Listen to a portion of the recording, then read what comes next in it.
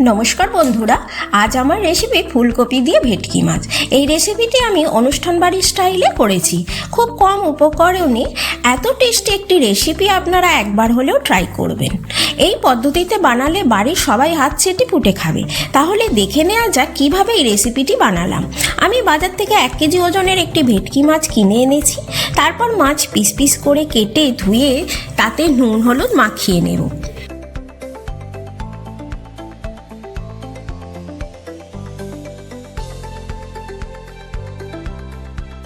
ফুলকপি একটু বড় বড় টুকরো করে কেটে নেব।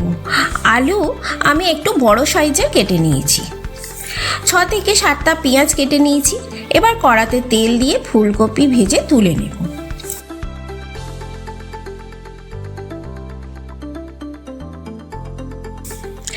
ওই তেলেই আলু ভেজে নেব। একটু হলুদ ও নুন দেব। আলু ভাজা হয়ে গেলে একটি পাত্রে তুলে নেব। কড়াতে আবারও একটু তেল দেব। আমি রান্নাটা সর্ষের তেলে করেছি। তেলে একটু নুন দেব। তেল ভালো করে গরম হয়ে গেলে মাছগুলো ব্যাচ ওয়াইজ ভেজে একটি পাত্রে তুলে নেব।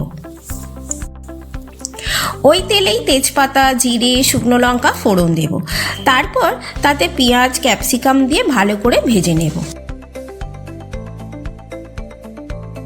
এবার 2টো টমেটো, 1.5 চামচ আদা, 1.5 চামচ রসুন, হলুদ গুঁড়ো 2 চামচ, ধনে গুঁড়ো 1 চামচ, জিরে গুঁড়ো 1 চামচ, লাল লঙ্কার গুঁড়ো 1 চামচ, কাশ্মীরি লঙ্কার গুঁড়ো 1.5 চামচ দিয়ে একটু কষিয়ে নেব।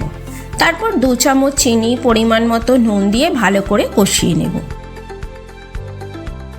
তারপর ভাজা আলু দিয়ে আরও একটু কুক করব। এবার পরিমাণ মতো জল দেব।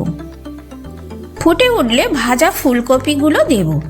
একটু নাড়াচাড়া করে গরম মশলা দিয়ে ঢাকা দিয়ে দেব।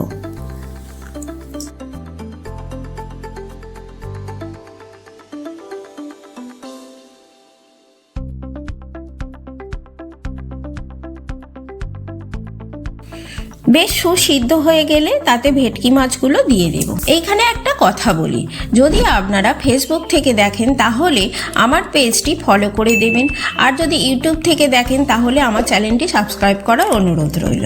তারপর পরিমাণ মতো ধনে পাতা দিয়ে ঢাকা দিয়ে দেব। গ্যাস ওভেন অফ করে দেব। সবাই যখন খেতে বসে যাবে গরম ভাতের সাথে পরিবেশন করব। সবাই ভালো থাকবেন, সুস্থ থাকবেন। ভিডিওটি এতক্ষণ দেখার জন্য ধন্যবাদ।